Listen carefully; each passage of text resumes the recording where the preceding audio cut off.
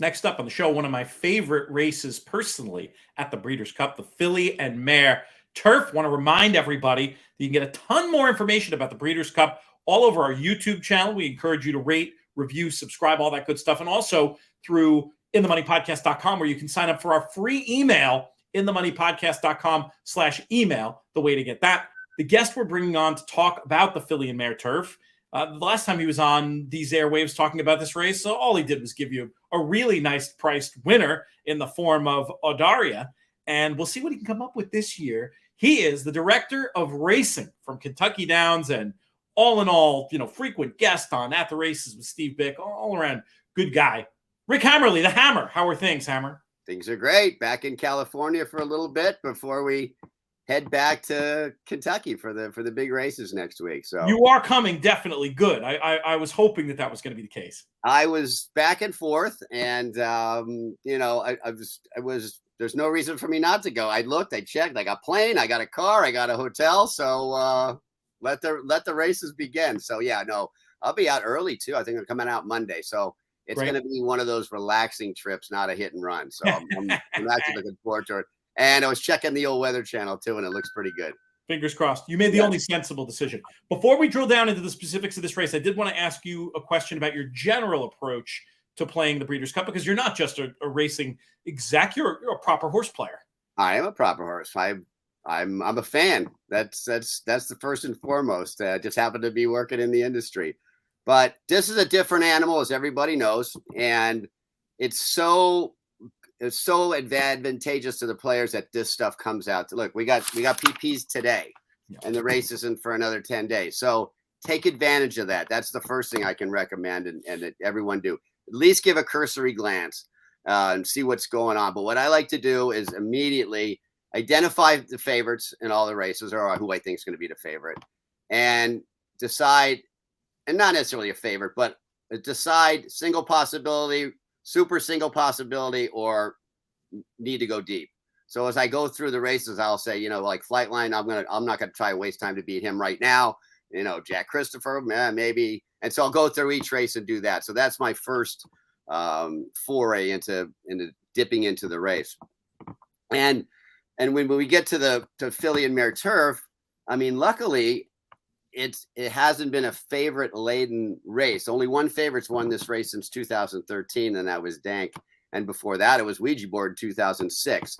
And although the favorites do run well, over the last 10 years, the payoffs averaged a healthy 10 to 1. So, don't be afraid to throw the favorites in the mix, and the trifectas and the verticals, but doesn't necessarily get to the wire, which is it makes it a little more challenging. And I enjoy races like that. So when we get to this, when we're doing this race here, there's some oddities to this race.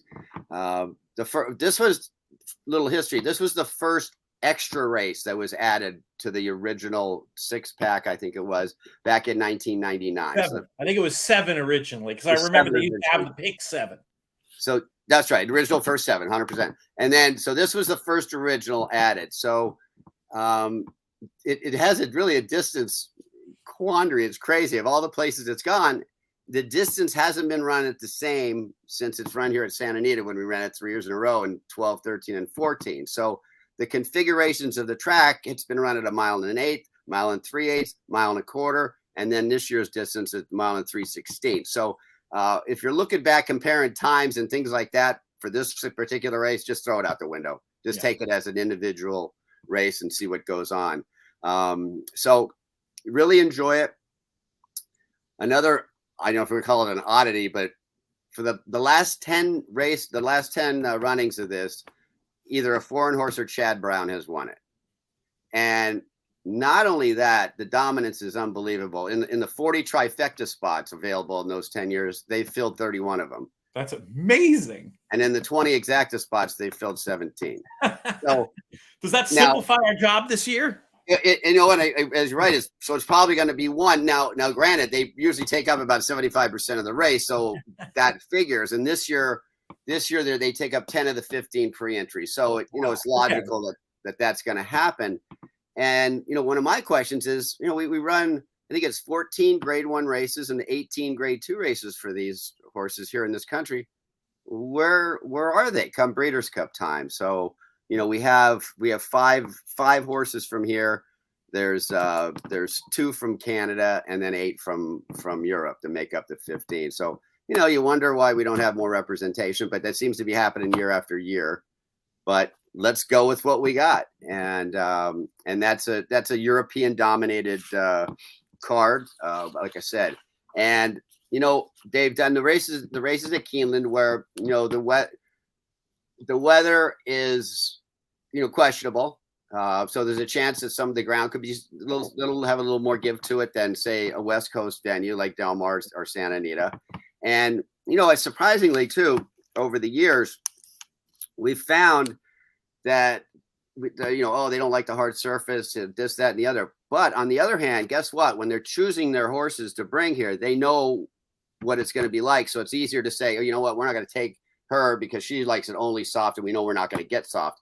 Here, it's a little bit of a, we might get a little soft. So, the choice is maybe not as finite as it could be. But so they've learned over the years, the guys that show up over here, not just in this race, but all over, they've fine-tuned and know which horses to send over as far as the ground goes. So you're not going to see a horse that doesn't belong footing wise. They just leave them at home because it just doesn't make sense here. But so we're going to it's going to be a firmish, I would say. Not if we don't get any more rain, it'll be, it won't be on the good side. It'll just be on the firm side. One quick thing here.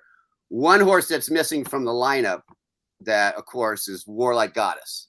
If she were in here, I think she would be the favorite, and I think she would have a big shot of winning and could even possibly be a single.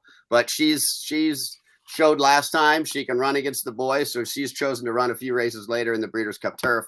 And you know what? She's a big contender in there too. So with her out of here, boy, it opens things up, Pete. I really do. I think so.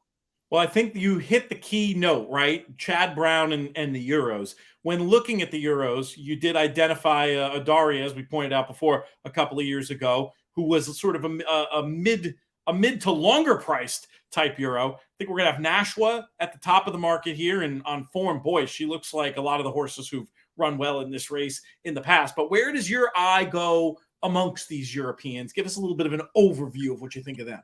So we start, the way when we get the PPs, they're alphabetically. So that's how we roll on that. And the first horse that comes up for look is above the curve, and she's run real well. She only got beat a nose last time to Nashwa. She is another one of these that has never been out of the money.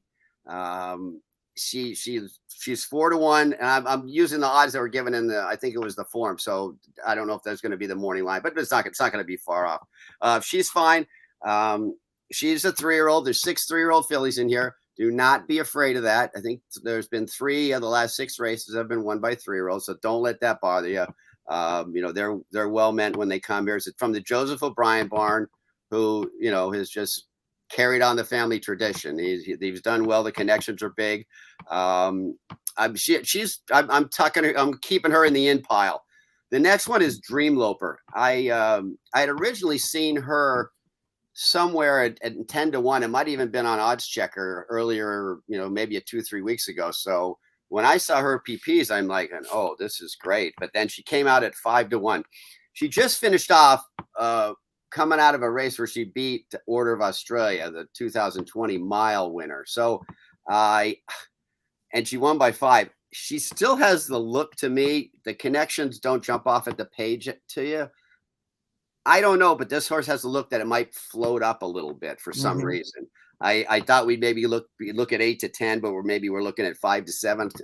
I like Dreamloper. I think she's coming into this race super. She's a win type. She's won 6 out of her 17 starts. She has won 2 in a row before. She's a multiple grade 1 winner.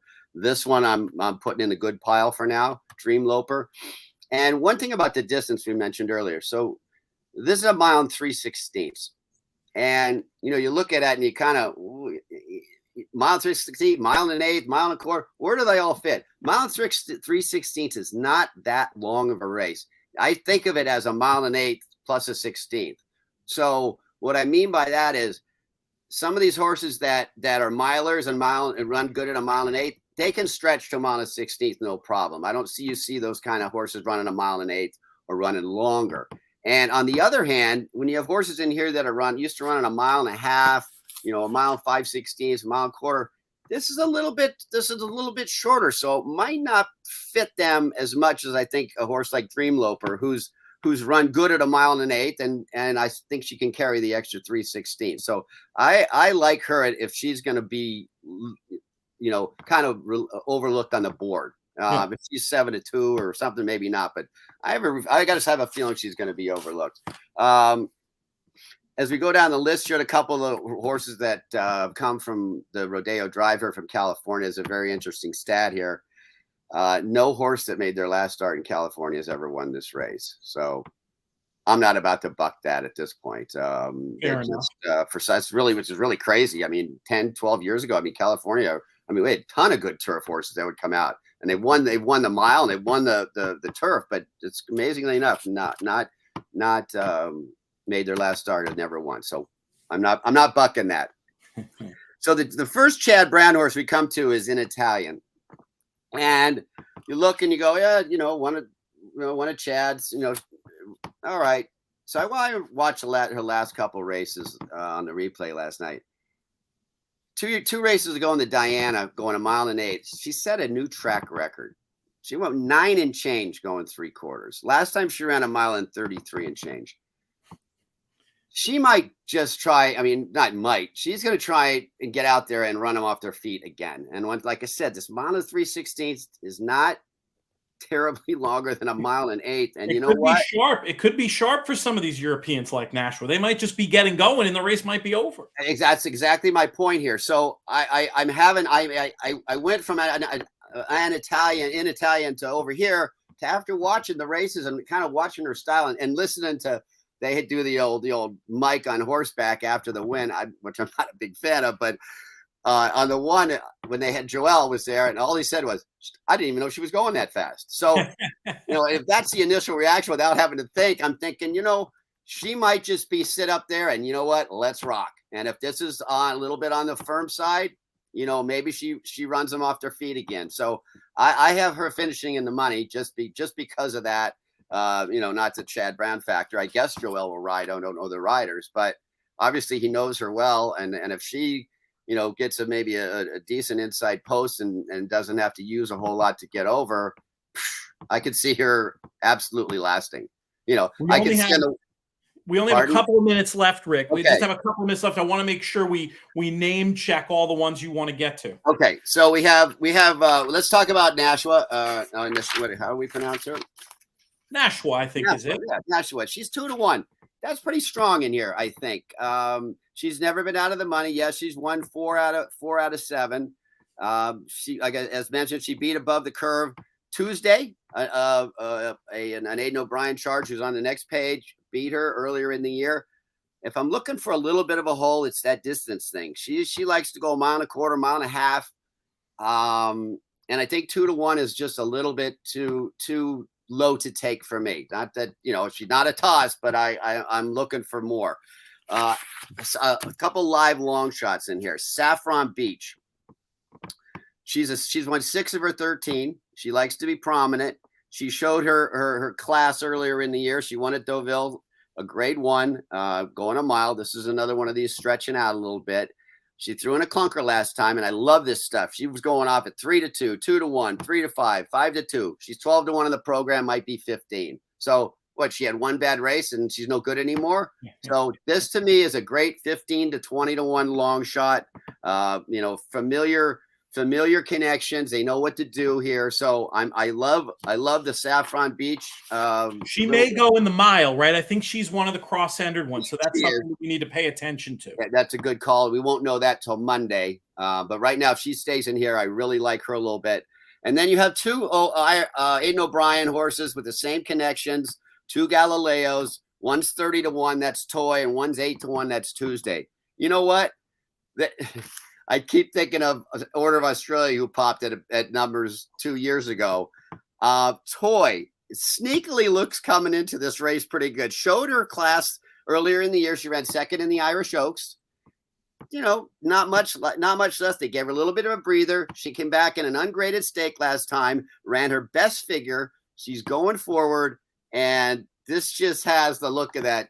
One of those ones, darn, after the race, why didn't I throw her in? So if I'm looking for a super play with the great connections, it's Toy at 30-1. So those are the 4 or 5 I'm looking at right now. You know, things always change depending on how your bankroll is and how you're doing that day. But that's who I've zeroed in on this race. This race starts the pick 6.